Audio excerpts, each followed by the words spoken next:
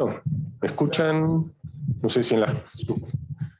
Es verdad, como decía Enrique, nos desacostumbramos y nos acostumbramos rápido a la tecnología. Agradecer, bueno, a la cátedra de Administración Estratégica que organizó todo estas ya quintas jornadas, quinto año consecutivo que están organizando.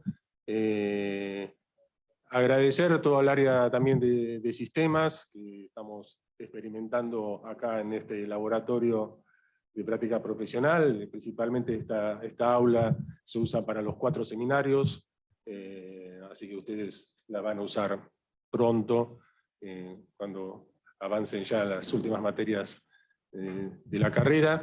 Y bueno, hoy me toca presentarlo principalmente a Javier Vicuña, que ustedes lo conocen como docente titular de su materia, pero bueno, tiene una larga trayectoria en nuestra facultad, siempre comprometido con ella, desde su época de estudiante, que fue consejero académico consultivo, ¿no? Sí. Antes, eso es historia. Antes que estuviese la normalización, que se pudieran elegir las autoridades a través de los claustros, como lo dijimos ahora. Bueno, cuando se hizo la normalización en la época de Alfonsín, bueno, se constituyó un consejo académico consultivo había representantes de los estudiantes, así que ya de esa época Javier Vicuña estaba involucrado en la vida de la facultad.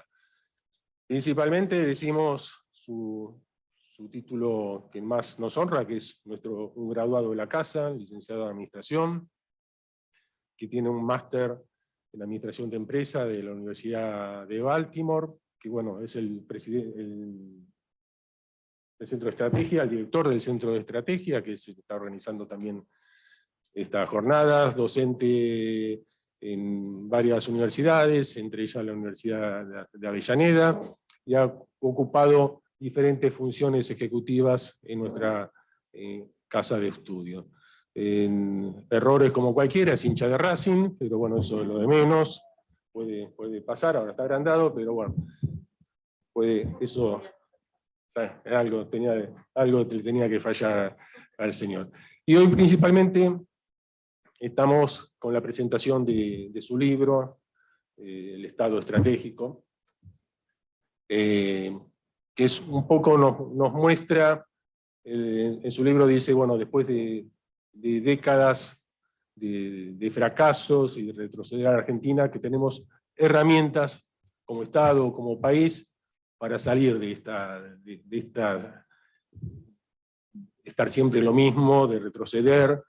Javier en un momento habla de tercera generación de lomenses, y que allá por cuando era chico, o sea, hablábamos de un 5% de pobreza, y ahora estamos hablando con naturalidad, estamos hablando de un 40% de pobreza, ¿no? En estas 4 o 5 décadas, como el país ha retrocedido, y que tenemos una herramienta que es la planificación estratégica del Estado, como para no seguir repitiendo siempre los mismos vicios que tenemos como país.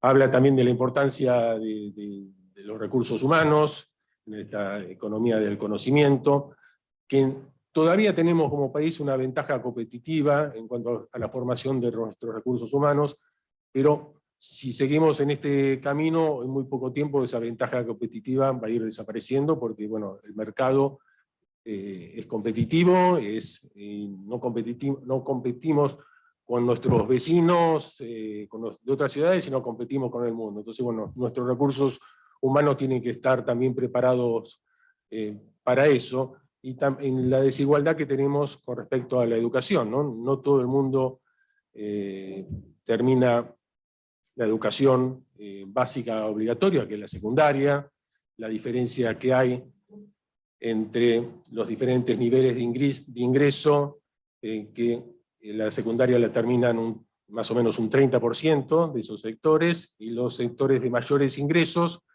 están a nivel de un país europeo. Eso trae problemas en el mercado laboral. Lo vimos hace muy poco cuando Toyota decía que no encontraba estudiantes con nivel secundario con capacidades de comprender un texto como para poder ingresar en una fábrica, ¿no? Que decimos, una fábrica es algo básico ya robotizado, pero bueno, necesitan un manual de instrucciones, necesitan entender, bueno, Toyota planteó hace poco que tenía que cubrir 250 puestos de trabajo y le costó en su zona de influencia de Zárate conseguir empleados. La importancia, entonces, decimos, la educación hasta la secundaria. Y la educación universitaria, que, como sabemos, tenemos la posibilidad de tener una educación gratuita, pública, y que todas pueden acceder. Bueno, también los sectores, la diferencia entre los mayores y menores ingresos, los mayores ingresos, más o menos el 50% termina su educación universitaria, y si vamos a los sectores de menos ingresos, apenas el 2%. O sea que a pesar de, en estos últimos 20 años, tener más universidades, esa brecha no se pudo ir remediando. Así que bueno, no te quiero robar más tiempo, Javier, felicitarte, porque sé que no es fácil ponerse a escribir y tener un libro, y bueno, lo dejo como para que nos hable un poco más en detalle. Gracias. Muchas gracias, Gabriel. Es verdad, ese consejo consultivo fue en el año 84.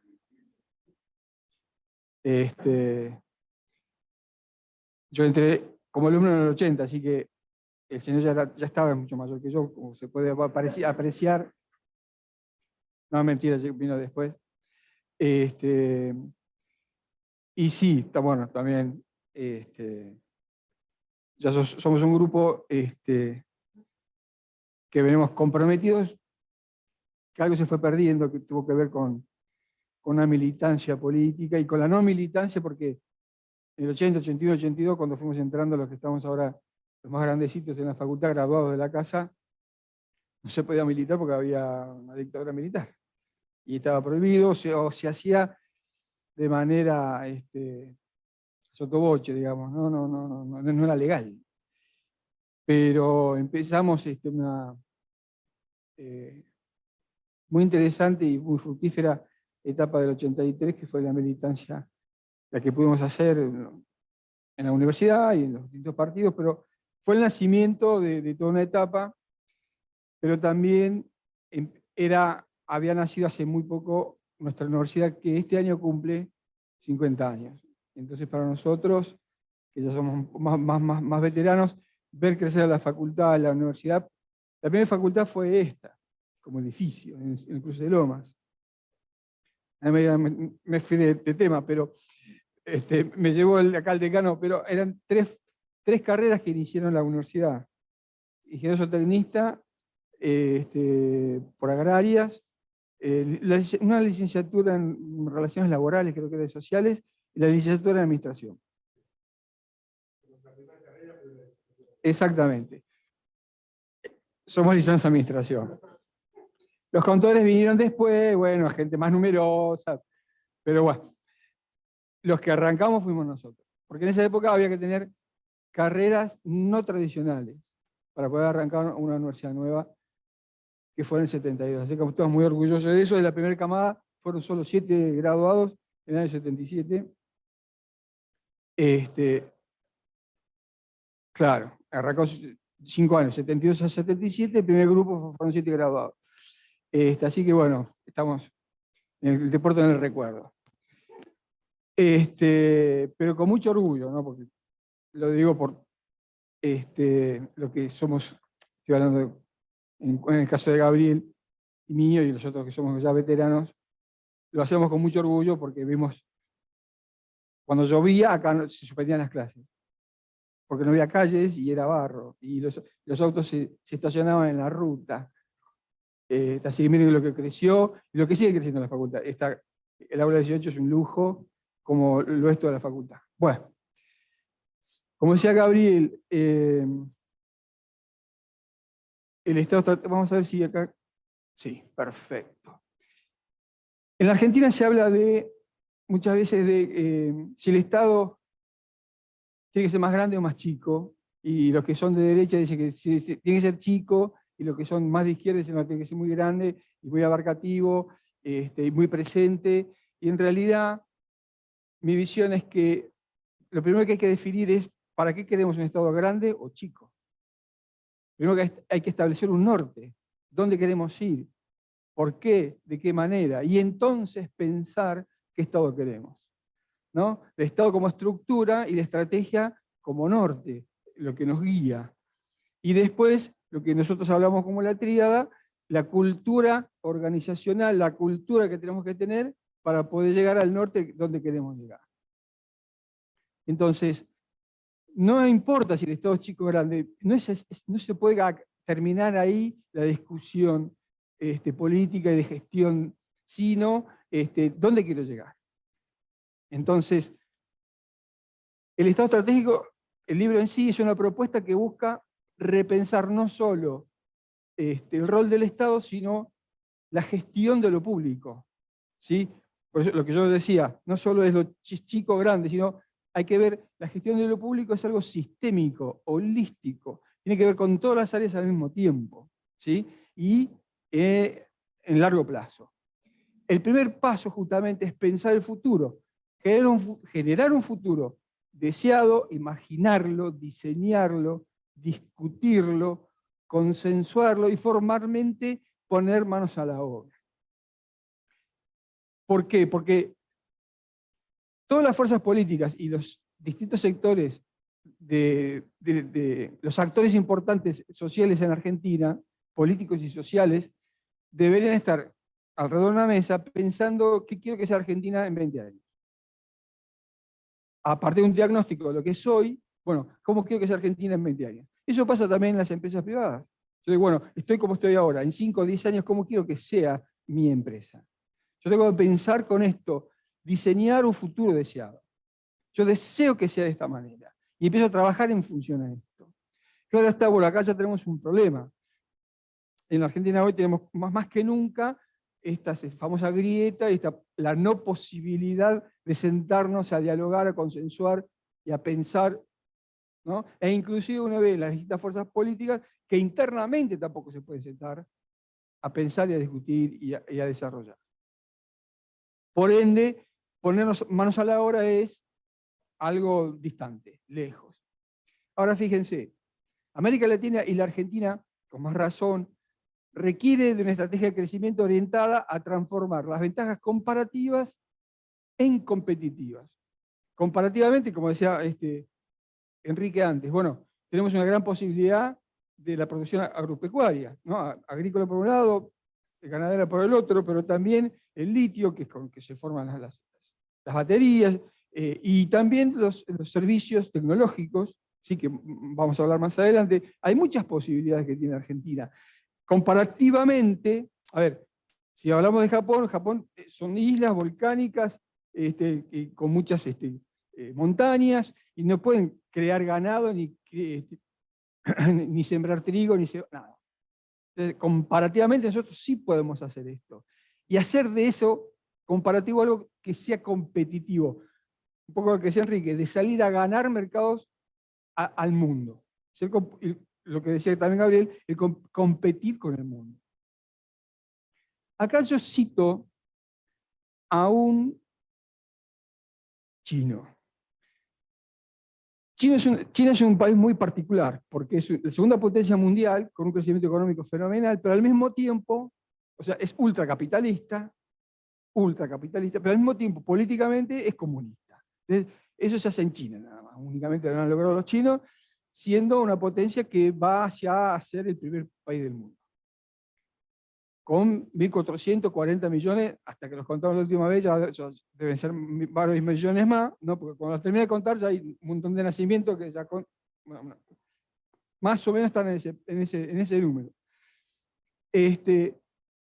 Y sin embargo, este señor Lin, que ha hecho maestrías en la Universidad de Chicago, lo que nosotros ya más grandes sabemos denominados los Chicago Boys, pero porque era una escuela de economía muy liberal, digamos, muy de derecha, es como una contradicción.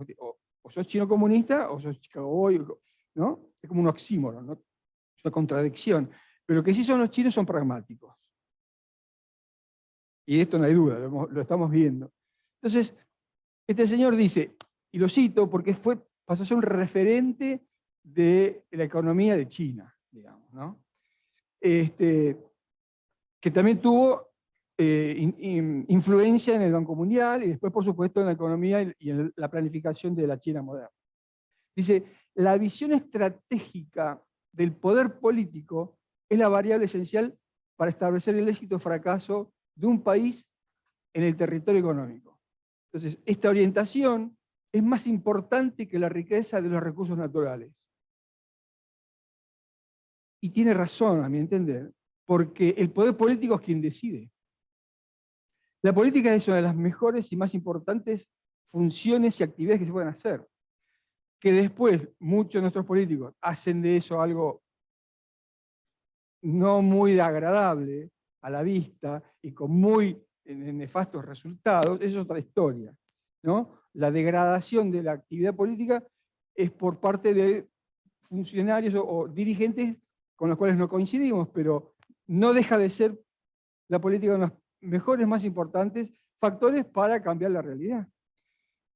Y él dice, claro, como son ellos, y es la política la que define, la visión estratégica del poder político es la variable esencial para el éxito y el fracaso.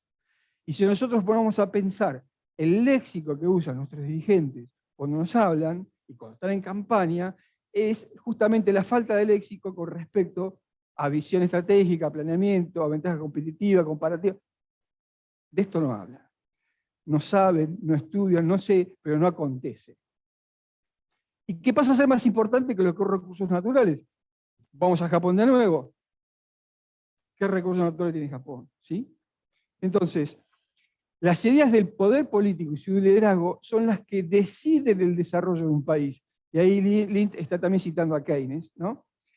Tarde o temprano son las ideas y no los intereses creados los verdaderos peligros del desarrollo económico. Bueno, y aquí, visto ahora puertas para adentro, ¿no? Mirándonos el ombligo, en la Argentina ahí tenemos dos problemas. No tenemos en nuestros líderes visión estratégica. Ni tampoco tenemos un liderazgo y ideas innovadoras, porque como decía recién Gabriel, estamos cometiendo los mismos errores hace décadas. Entonces, acá tenemos un problema.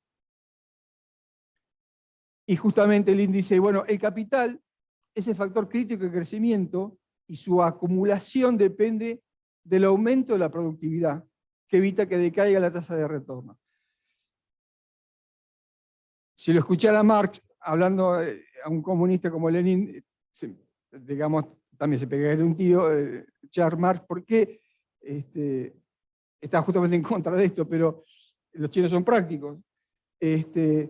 Necesitamos capital para poder crecer y lograr productividad.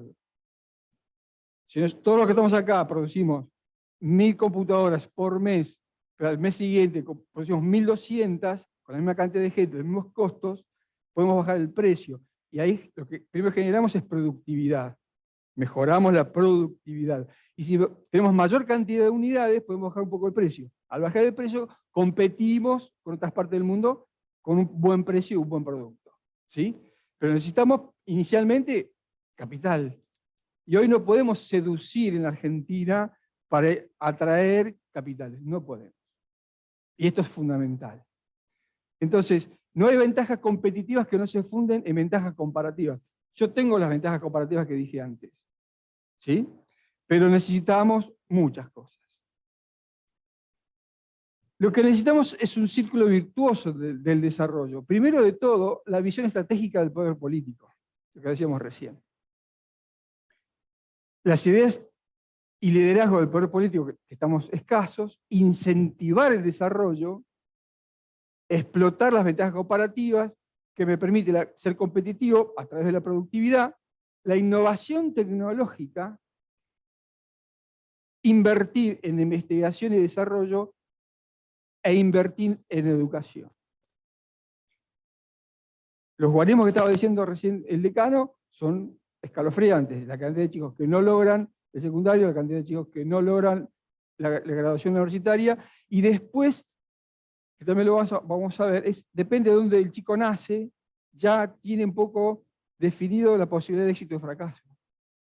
Si uno es de escaso poder socioeconómico, está muy condenado, muy probablemente condenado. Y eso es lamentable. Porque es verdad, en el año 75 yo era chico, pero se hablaba de que la pobreza era del 5%. Y mis compañeros de la escuela primaria, cada uno venía de lugares distintos, de casas distintas, situaciones socioeconómicas distintas, y 5 de los que estamos en la escuela primaria de mi barrio fuimos graduados de acá. Oscar Castro. Otro docente de acá, que lo conozco desde los 8 años, lamentablemente. Denso como poco. Un tipo genial, pero sus padres no sabían leer y escribir. Sus padres no sabían leer y escribir. Él era poco padre de sus padres cuando era más grande. Pero eso se logró porque había educación firme, fuerte, que había movilidad social. Esto no está aconteciendo ahora, pero no hay vuelta, no hay alternativa. Muy a pesar de que tenemos cada vez más, por suerte, universidades públicas. Pero ni siquiera llegan a la universidad pública. Entonces se hace, sin querer, se gradúa una élite. Increíble, en un país donde a sala de 3 hasta terminar, el universitario es gratuito. En mi caso, y creo que es el caso de casi todos, los graduados de Lomas. ¿Sí? Y quizás nuestros hijos ya no pudieron ir a los mismos colegios que fuimos nosotros. Otro dato elemental y muy triste. Si esto no es la imagen de la humildad, en octubre, el 1 de octubre creo que es del 1949, después de una gran guerra civil, una guerra intestina, entre Mao Zedong, comunista, y Chiang Kai-shek, de la derecha, en general chino, empezaron a disputarse el poder. Los emperadores dejaron de tener predicamento en la década del 20, empieza una lucha intestina, frena la lucha se les vino la Segunda Guerra Mundial, los invadieron los japoneses, sacan a los japoneses, sigue con la lucha intestina y gana Mao, y se define y funda la República Popular China. Y con mucha pompa, y con justa razón, en 2019 dijeron, estamos cumpliendo 70 años. Y con una apuesta política muy interesante, hicieron un despliegue mostrando todo lo que habían avanzado en estos 70 años, ¿no? Mezclando un poco las bondades del comunismo, no mucho, en fin. Pero ellos como potencia mundial. Eso me hizo reflexionar y decir, nosotros en la Argentina estamos pensando que hace 7 décadas que estamos en decadencia. Entonces yo dije, bueno, voy a comparar. ¿Qué pasó del 49 para acá con esta gente y qué pasó del 49 para acá con nosotros? Bueno. Primer periodo, hay 2 partes de esta historia de China. Hasta el 76 fue el líder Mao Zedong, que no fue un chico que digamos que sutil, que sensible, fue un líder feroz, se le atribuye más o menos como unos 40 millones de muertes en todo ese periodo, con grandes desastres políticos, como el Gran Paso de Adelante y otras cuestiones que fueron desastrosas, pero sin embargo, él toma un país que había estado en guerra mucho tiempo y una gran pobreza,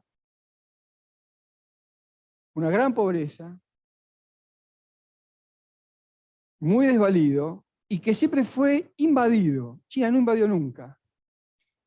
Ahora, en este periodo, a pesar de todos estos desastres, entre el 50 y el 78, Mao muere en el 76. 77 fue grandes cambios, hubo algunas purgas, colgaron a varios, la viuda de Mao, y arranca Deng, un nuevo dirigente político.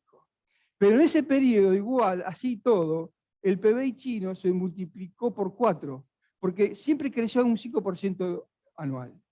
A pesar de todo, creció un 5% anual. Ahora bien, entre el 78 y el 2011, el PBI chino se multiplicó por 130. Nuestro PBI hoy es 400.000 millones. Multiplicamos por 2, pasamos a 800.000 millones. Multiplicamos por 2, ellos multiplicaron por 130. Ningún país en la historia del capitalismo creció tanto en 30 años como el nivel chino, que fue 9,9. Nunca ningún otro país creció tanto. Y su PBI per cápita, o sea, el PBI dividido la cantidad de habitantes, lo multiplicaron por 92. 92 veces lo multiplicaron. Y fíjense, redujeron la pobreza. En el 81 tenían 97% de pobres, o sea, todo el mundo era pobre. Y el año 2005 lo bajaron a 36. Fue sistemático cómo bajaron la pobreza. Hoy Oriente tiene 1.000 millones de clase media. Asia. Pero el que tiene 440, 450 millones de clase media es China. Eso es poder adquisitivo. Eso es poder político, poder económico. Hoy el PBI es 15,4 billones, el PBI per cápita es $12.000, ¿sí? El nuestro es 0,4, ¿no? Llegamos, ¿qué pasó en Argentina? ¡Opa! ¿Cómo estamos? ¿Cómo estamos? Qué lindo se ve. Más humilde, lo nuestro, mucho más humilde, un simple mapa. Sabiendo que iba a decir algo, ahí lo tenés.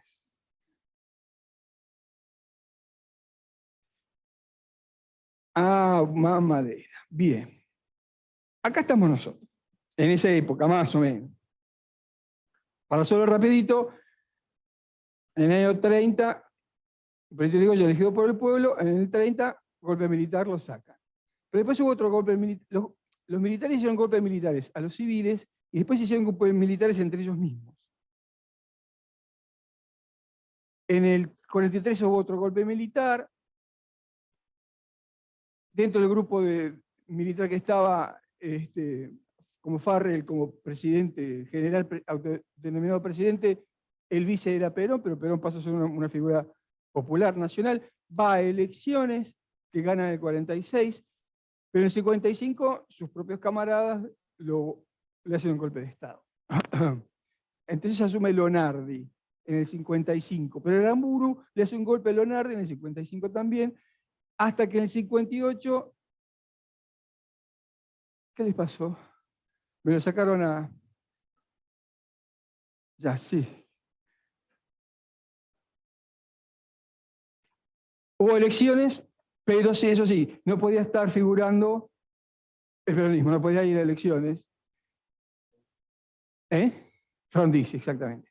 Entonces Frondizi va, pero va y no, los militares preveían que el peronismo fuese candidato. Entonces lo rajaron en el 60 del golpe militar, negocia para que sea Guido, miembro del Senado, para que no fuese tan desastroso y mantener más o menos la civilidad. Va a elecciones de nuevo y Ilia gana Ilia, el peronismo no podía ser candidato. Golpe de Estado en Ganía, después Levingston le causó golpe de Estado en Ganía.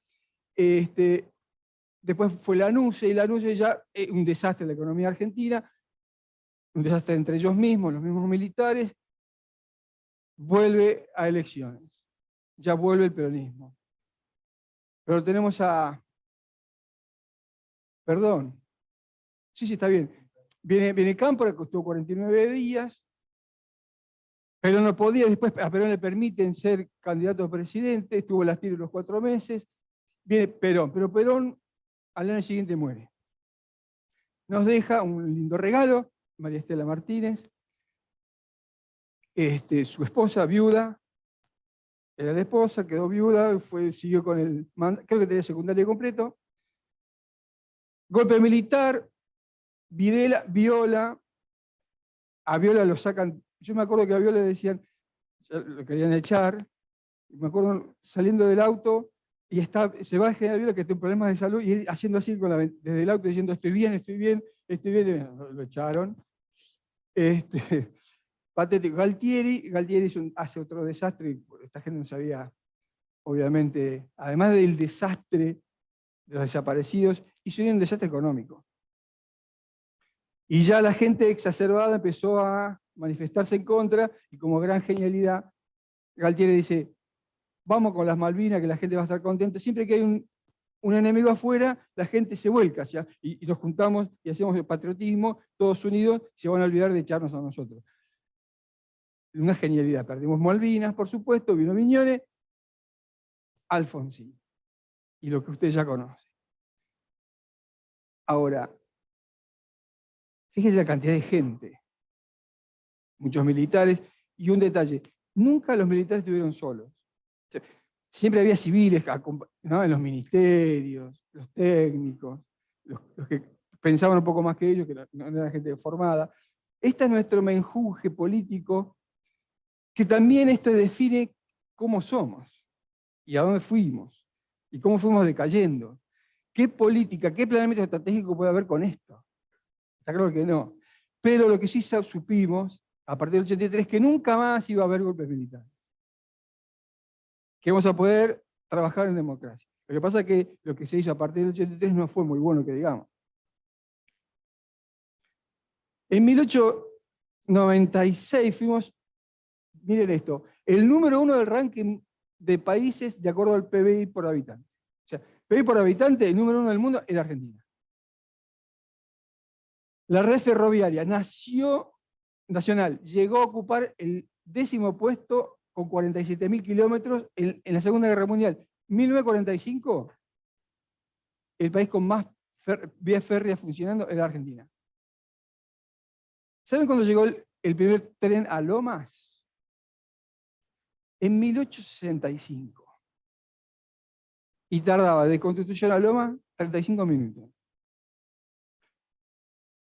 ¿Sí? O sea que era un avance real, no eran ferrocarriles generados y construidos y administrados por ingleses. La red de subtes porteños fue la primera de América Latina, la segunda del continente americano, la 11ª del mundo. En 1913 se inauguró la primera línea, la A. Fíjense, recién en los años 70 San Pablo y Santiago de Chile tuvieron sus subtes, antes no. Acá un poema. ¿Qué tenemos acá? ¿Cómo nos hemos manejado en la administración de lo público? Cualquier organización que junta 100 y gasta 110, tiene 10 de déficit. Si recauda 100 y gasta 90, tiene 10 de superávit. Acá se hizo un análisis de 117 años. ¿Cuántos hubo? Superávit 10. ¿Cuánto en déficit? 107. Cualquier empresa, si durante 107 años dio déficit, obviamente que el tercer, cuarto año está fundida. Los países no se funden. Pero lo que sí logramos fue juntar 383% acumulado de déficit. Inviable, un país que hace esto es inviable. Hasta el año 17, después seguimos con el déficit, hasta el día de hoy. Esto es un país inviable. Y fíjense, de 1900 al 2017, agarramos a todo el mundo. Nadie puede decir, la culpa fue la herencia de, la culpa del otro, de más allá. Es una constante en la Argentina. Lo que pasa es que es como la bola de nieve, arranca de a poquito y en la medida que va creciendo, bajando por la montaña, cuando llega a la base es gigantesca. Bueno, hoy tenemos la bola gigantesca de los desaguisados que hemos hecho durante tanto tiempo.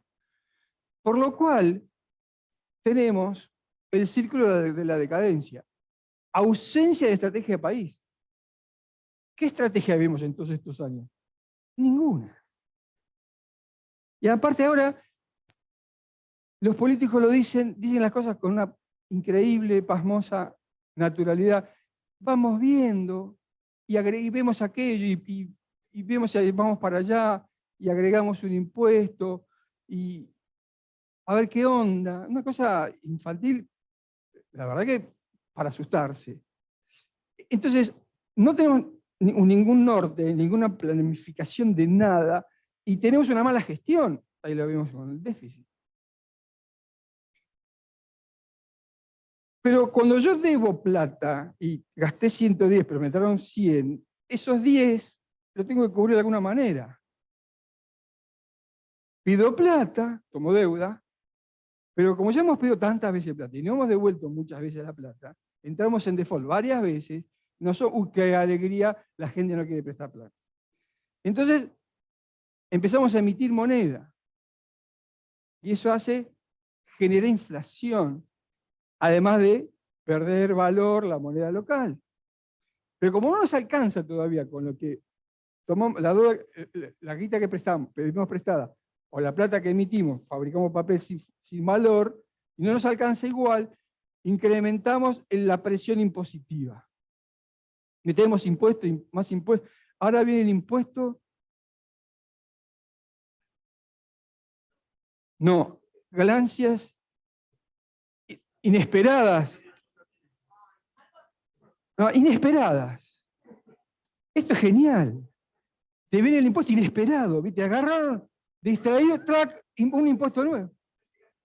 No, inesperado, es genial.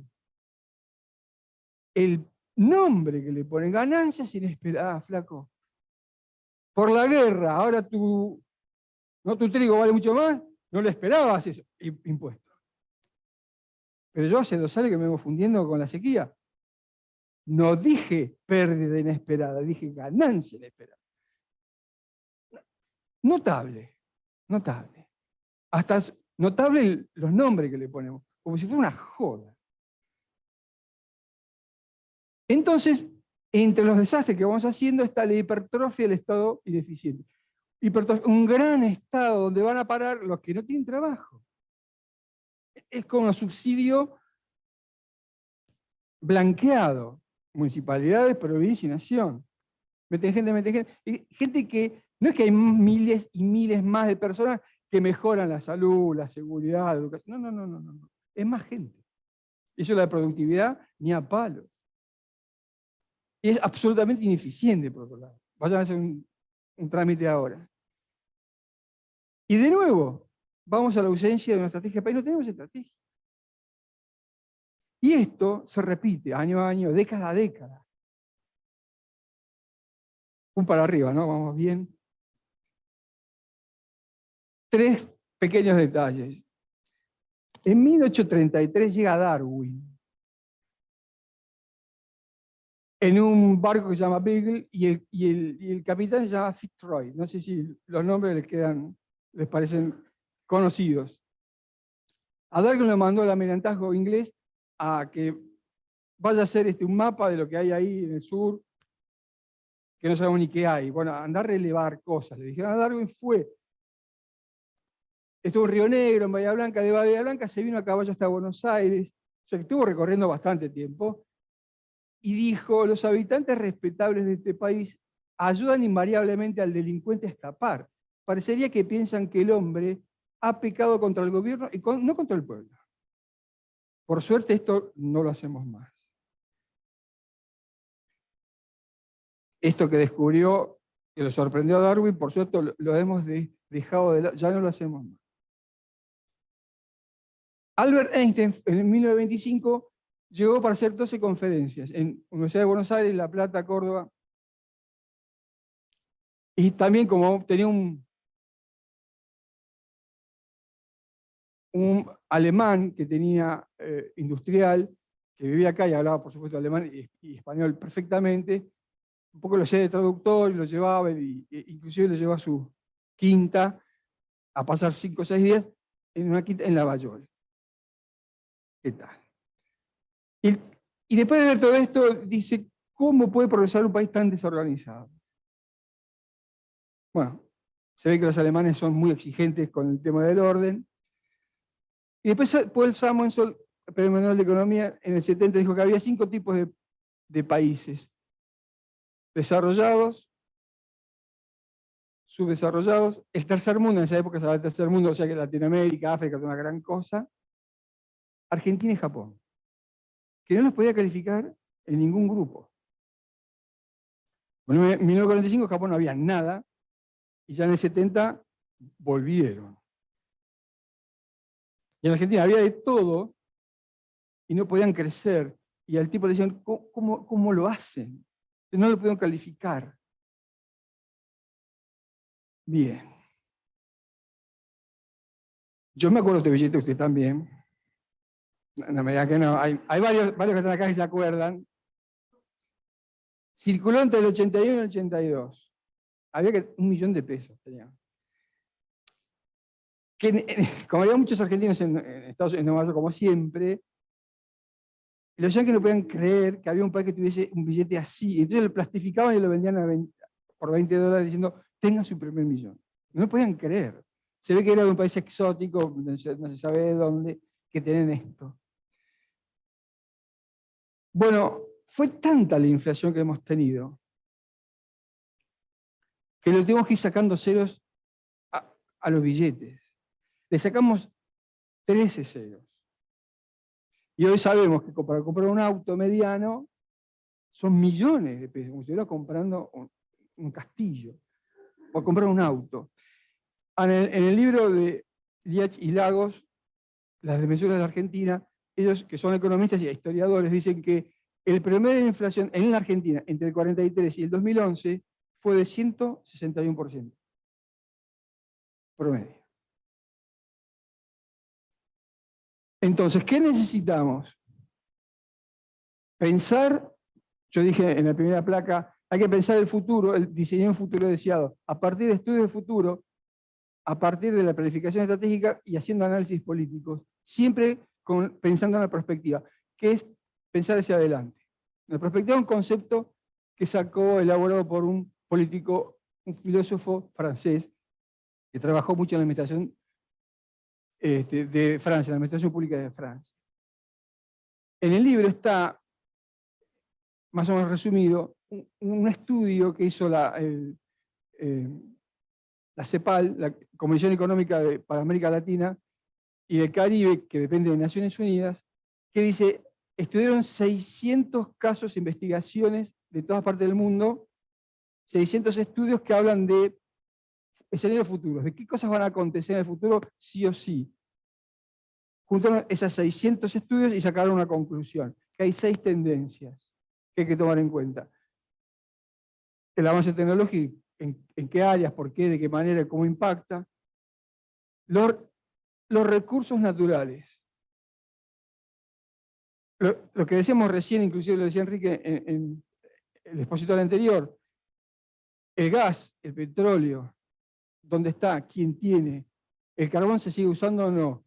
Las energías nuevas, renovables, ¿están creciendo? ¿Cuánto cuesta? ¿Cuánto van a tardar en crecer? ¿Qué dependencia tenemos de esto? ¿Somos autosustentables o no? Bueno, ahora vemos que tenemos un gran problema, lo dijo Enrique. Entonces, la energía y después los recursos naturales.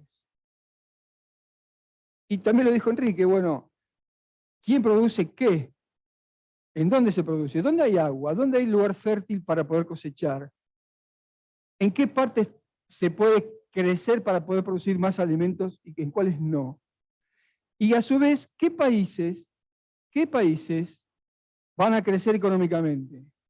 Porque se sabe que el crecimiento está dado por la clase media. ¿En qué países crece la clase media? ¿En qué parte del mundo? Y esa gente, ¿qué va a demandar? ¿Qué va a querer? Yo le decía, en África es en un nuevo lugar, Asia alrededor de China, como por ejemplo Vietnam, es un lugar de crecimiento al que hay que poner el ojo. Pero también hay 20 países de África que están creciendo también, hay que poner el ojo ahí también.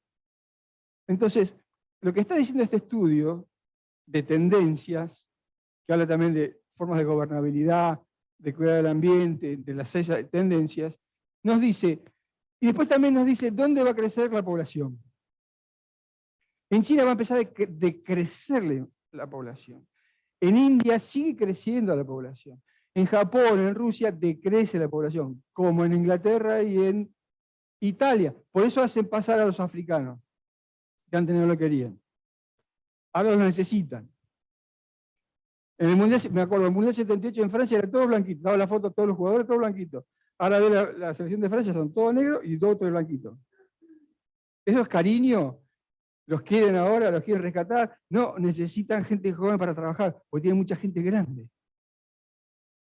Y ahí nacen menos personas. Y hay alguien que tiene que laburar. ¿En dónde se va a crecer la población? ¿En dónde no? Eso también está en el informe. Entonces sabemos dónde va a crecer, dónde va a haber plata, quién tiene que consumir, qué pueden consumir, dónde están. Esta información está.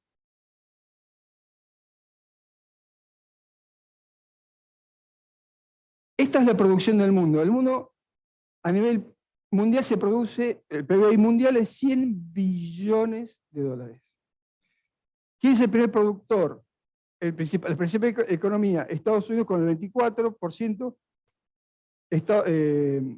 China con el 14%, sigue Japón con el 5,9%, Alemania, Reino Unido, Francia, India, Italia, ¿sí? Nosotros con el 0,4%. O sea, somos muy... Digo esto porque acá lo que estoy viendo en esa parte del libro, que es, digo yo, ¿dónde estamos? ¿Quiénes somos realmente? Porque después estamos con que los argentinos triunfan en el mundo y tenemos una idea fantasiosa, infantil, de que somos unos fenómenos, pero nos va mal por culpa de no sé quién, y el Fondo Monetario tiene la culpa de todo. Una cosa rara, ¿no? Con información dura y concreta, ¿dónde está? Bueno, acá no, ni siquiera figuramos, estamos en el resto del mundo acá. ¿Sí? No somos importantes, no le importa a nadie internacionalmente lo que piensa Argentina. A nadie le importa. No toman en cuenta en nada. ¿Cuánto tenés, cuánto valés? Simple. Año 19, pre-pandemia. Inflación, ranking de inflación, tercer puesto. Hoy creo que estamos en el segundo puesto mundial. Miren el grupete con el que estamos codeando, ¿no? El grupete de amigos. Venezuela, Zimbabue, Sudán, Sudán del Sur, Libia, Irán, Haití. ¿No? Recesión, también 2019. Venezuela, bueno, ahí estamos nosotros, ahí entre los más malos del barrio. En inflación y en recesión, siempre en los primeros puestos. Ahora, eso sí, cuando hablamos de competitividad, hay un estudio que toman en cuenta 12 pilares distintos, y creo que son como 120 ítems distintos a nivel mundial, que es cómo un país se define en cuanto a su competitividad. Bueno, Singapur, Suiza, Singapur, Estados Unidos, Países Bajos, Alemania, estos son los primeros del mundo. El puesto 104 está Argentina. ¿Sí? Y después está dividido por ítems, y a nivel de, por ejemplo, instituciones, o sea, la justicia, el Congreso, ¿no? Estamos en el puesto 130, de 144, o sea, casi nos cagamos la tabla directamente. Entonces, esta es la realidad. Esta información también es pública, porque está hecho por, esto creo que es Naciones Unidas. ¿Sí? Y también a nivel de desarrollo humano, no se ve solo si creció mucho el PBI, sino en esto que también es un trabajo internacional, que fíjense, toma en cuenta el bienestar, que incluye otros aspectos como la buena nutrición, servicios médicos, gozar de una vida larga y saludable, la educación, el conocimiento, el trabajo, el descanso, protección contra la violencia. Todo eso se evalúa. ¿En qué puesto estamos? 48. Hay muchos más casos y estadísticas que van a tener el libro que nos ubican con humildad dónde verdaderamente estamos. Entonces, lo que pasamos a ver ahora, bueno, ¿qué hacen otros países? ¿Están pensando en planes estratégicos? Sí, y ahí vamos a ver cómo Colombia, Brasil, Noruega, Francia, Corea del Sur, Irlanda, vemos los casos concretos y rápidos de qué hacen planes estratégicos de país. ¿A qué le apuntan y por qué? Y explico un poquito más en detalle el CEPLAN, Centro Nacional de Planeamiento Estratégico. ¿En dónde? En Perú. 2001 se juntan todas las fuerzas políticas, sociales, el tercer sector, incluyendo la religión, y se ponen a pensar políticas de Estado, y escriben 31 políticas de Estado. La número 5 es crear un plan estratégico nacional. Hay que tener, bueno, tomé la número 5, digo, ¿qué dice? Bueno, crean la CEPLAN, el Centro Nacional de Planeamiento Estratégico, para poder establecer el plan estratégico. Piensan un plan estratégico al 2021, porque era el año del bicentenario de la independencia de Perú. Hoy ya lo tienen referido al 2040, creo, 2050. Perú políticamente es un desastre. En los últimos 30 años, todos los expresidentes o están presos o ya han muerto, pero primero estuvieron presos. Y el que está ahora, ese sombrero medio raro que tiene un muchacho muy elemental, muy simple, y ya trataron de echarlo 3 veces y no pudieron juntar los votos. Es un caos político constante. Nosotros no podemos decir, Perú, qué mal, ¿no? Bueno, pues con todo lo que vimos. Pero hay un detalle. ¿Han realizado el plan estratégico? ¿Lo cumplen a rajatabla? No. Pero tienen un plan y lo siguen más o menos a los tumbos. El tema es que, miren la inflación de Perú. En el 2000, 3,8, 2001, 2, 2002, 0,2 anual. 2003 el 2%, 2004 el 3%, 2008 fue el desastre de la economía, 5,8. En un mes, nosotros, en un mes, Perú, no existís Perú. Qué fácil le ganamos, ¿no? Y también nos hacemos querer en Latinoamérica, siempre somos los mejores de Latinoamérica. 2015, 3, 2014, 3, 2000. Esta es la realidad. Pero además crece. 4%, 5%, 3%, 6%, y con esta inflación. Entonces, algo están haciendo bien. Mucho mejor Chile, mucho mejor Uruguay. Y China. China, no solo que lo que ya más o menos hemos dicho con otros números, ahora China tiene un plan estratégico mundial.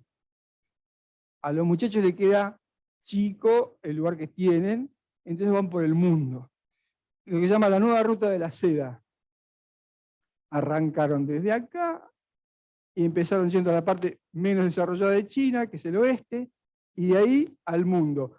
A nivel terrestre, marítimo, transoceánico, ferrocarril, inclusive quieren hacer un ferrocarril, pero está más o menos San Pablo, para que llegue a San Pablo, después al puerto de Hilo, Perú, y de ahí con el barquito a China. O sea, es que el área del Pacífico pasa a ser estratégicamente muy importante. Es una estrategia mundial.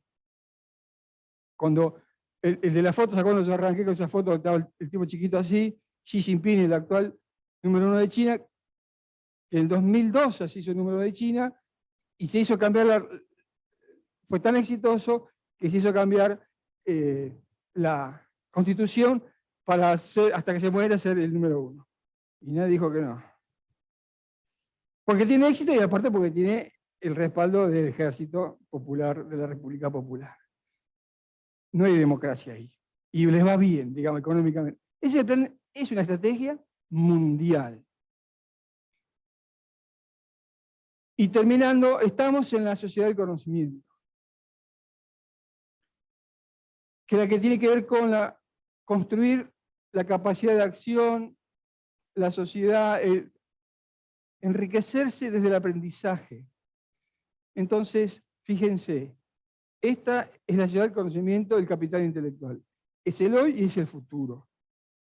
Fíjense, las empresas de Japón y de la Unión Europea aumentaron la tasa de investigación, el I+D, investigación y desarrollo, logrando el 2,3% y el 1,17% del PBI. Lo que invierten las empresas privadas en I+D representan este porcentaje de su propio PBI. Ahora, en Estados Unidos el total de gasto de I+D, sumado el gasto privado y el público, es de 480.000 millones de dólares. Periodo 21-22. Destinan a investigación y desarrollo 480.000 millones de dólares. Y el segundo país del mundo es China con 240.000 millones de dólares. Nada es casual. Nada es casual. Son las dos grandes potencias del mundo. También es cierto que gastan 800.000 millones en fuerzas militares. Estos chicos, ¿no? Pero esto lo hacen. Nada es casual. Acuérdense el círculo virtuoso, ¿no? Investigación y desarrollo, educación. Nada es casual. Es así, es lo que se tiene que hacer. ¿Qué pasa en Argentina? El 46%, bueno, un poco, esto ya lo dijo Gabriel. Ahora, fíjense este detalle. La mitad de las escuelas estatales no tienen agua potable o cloacas. Y un tercio no tiene acceso al asfalto. Y empiezan a haber también diferencias, lo que decía Gabriel también, entre la gente con poder adquisitivo, que sí se puede recibir, y los que no tienen poder adquisitivo no se pueden recibir. Entonces empezamos a tener una brecha muy tremenda, donde va a poder tener éxito según donde nazca el chico. Eso es tremendo. Entonces, los servicios basados en conocimiento, Argentina es muy importante a nivel mundial. Esto es una gran cosa que tenemos a nivel mundial. Enrique también decía, no solo es exportar granos y commodities y demás, sino fíjense, ¿a qué se refiere servicios basados en conocimiento? El software, la producción, audiovisual, biotecnología, servicios geológicos, aeroespacial, nanociencia, robótica, internet de las... Todo esto se hace en la Argentina y con gran nivel. Fíjense, las exportaciones, el primer grupo exportador es oleaginoso, la soja, el segundo es automotriz, el tercero es el que acabo de decir. El tercer grupo exportador de Argentina es este. Y los unicornios. Fíjense la gran cantidad que hay, que salió de Argentina, las valuaciones que tienen, quiénes fueron los que los generaron, y que lamentablemente muchos de ellos están yendo a Uruguay, por ejemplo. ¿Sí? Esto es capacidad intelectual argentina, que tampoco lo estamos reteniendo, pero sí es una gran posibilidad. Tenemos una gran posibilidad de crecer. Claro está que en cuanto a exportaciones somos el país número 49 del mundo y tenemos solo 58 empresas que exportan 100 millones de dólares o más. Es muy poco. Pero aparte, el 70% de las exportaciones salen de solo 3 provincias. Otra vez, las diferencias. Fíjense la cantidad de cosas que hay para planificar, la cantidad de información que tenemos para cambiar el mundo y los fracasos en que estamos. Entonces, hay que construir un futuro deseado. Volvemos al inicio. Tenemos mucha información de lo que no hacemos bien, mucha información de dónde estamos en el mundo, y después lo que hacen, información de los países que sí hacen las cosas bien. En el libro tiene mucha más información de lo que hace, por ejemplo, escenarios futuros. En Finlandia hay distintas escuelas e institutos de solamente escenarios futuros para darle información a la administración pública para que tome decisiones, las mejores decisiones. Está escrito, la información está, la tenemos. Lo que nos falta es conocimiento de nuestros líderes, y básicamente lo que necesitamos, y como tenemos la información de los países que han hecho esto y está escrito, está puesto, lo que necesitamos evidentemente es un Estado estratégico. Bueno, muchas gracias.